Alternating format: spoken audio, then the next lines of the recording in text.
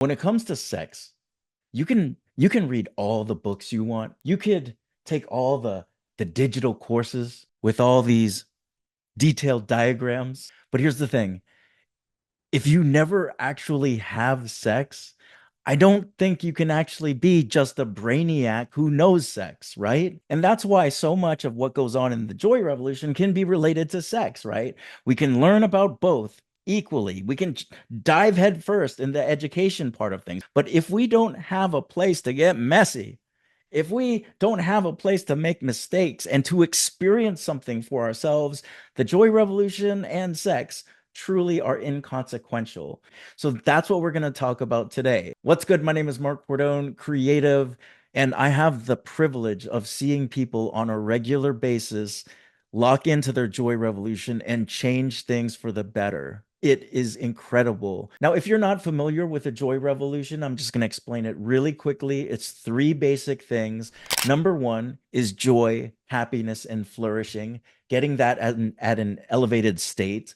Number two is this idea of creativity and self expression. Maybe your self expression is a book, or it is writing an album of songs, or maybe it's giving a TEDx talk, right? So you've got elevated joy, elevated creativity, and you use both of those things for social change and human evolution. That is a joy revolution. Now, a lot of people think that the joy revolution is a bunch of classes to take, right? We get together, it's live, which is cool. I'll teach something, and then you go out and create your joy revolution. No, that's not it totally. I do teach classes on elevating your creativity. I teach classes on increasing your joy. I even teach the classes on revolution theory and how you can go and create change in your communities and have that change sustained over long periods of time, even after you've left. But here's the thing, here's the secret weapon to the joy revolution. Here's the thing that people often don't think about, and I call it a necessity to take, and it's the creative labs. Creative labs are the secret weapon to the Joy Revolution course. Why? Because we talk about classes at the beginning of the week. And again, here you are learning about joy revolutions, just like learning about sex, right? But if you never actually do the hippity dippity, you don't really know what's truly going on. And that's the same thing with the Joy Revolution Creative Labs. If we don't walk you through the creative lab, you've got a great amount of intellect about the topic, but maybe not as much when it comes to the action step, the final product. So here's the thing about the Joy Revolution course. The classes that I teach will inform you, but it's really the creative labs that will transform you.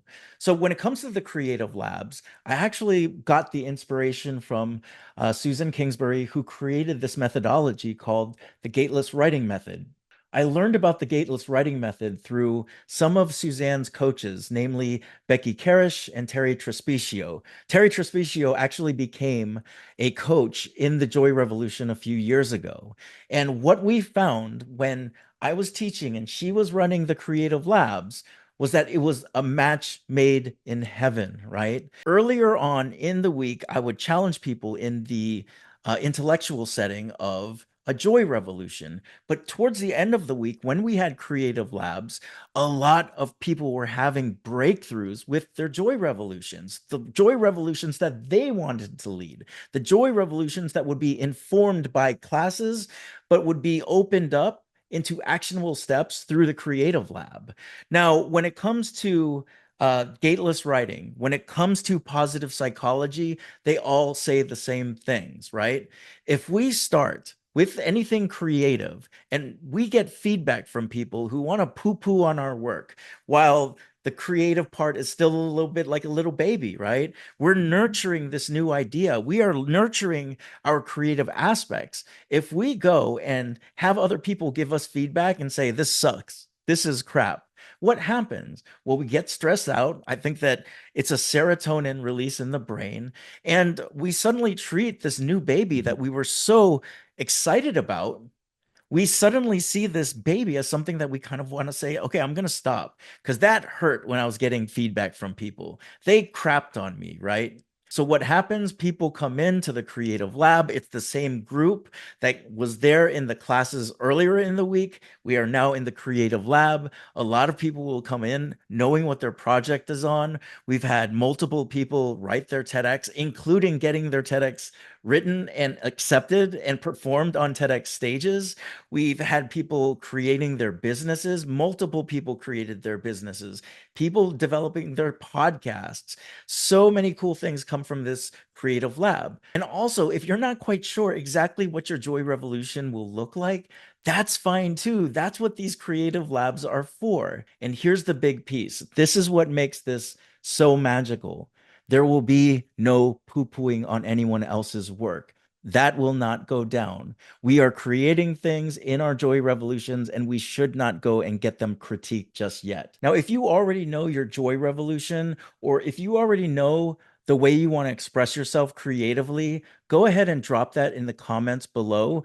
You never know the person that you're going to inspire as a result of what you're going to be doing your Joy Revolution on. So when I think about case studies, one of the first things that I think about is my client, Cherie, who came into the Joy Revolution to create a podcast that is geared towards the flourishing of Black women. Now, what's cool about this is that not only has Cherie created this podcast, but she also, in the creative labs, has created a very similar model to the Joy Revolution for Black women. I think about the transformation that happened with Brenda Lee Austell. She came into the Joy Revolution wanting to know a little bit more about how she can increase joy in her personal life.